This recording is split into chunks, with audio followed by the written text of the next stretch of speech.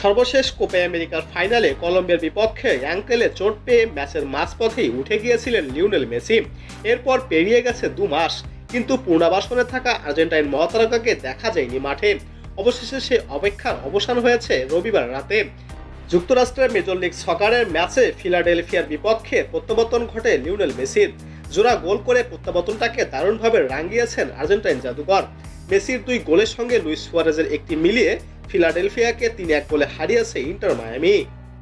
অবশ্য ঘরের মাঠে ম্যাচের 2 মিনিটেই মিকায়েলের উরের গোলে পিছিয়ে পড়েছিল ইন্টার মায়ামি। তবে ম্যাচে ফিরতে খুব বেশি সময় অপেক্ষা করতে হয়নি ইন্টার মায়ামিকে। ম্যাচের 26 মিনিটে মধ্যমাঠ থেকে সুয়ারেজের উদ্দেশ্যে বল জড়ান জর্ডি আলবা।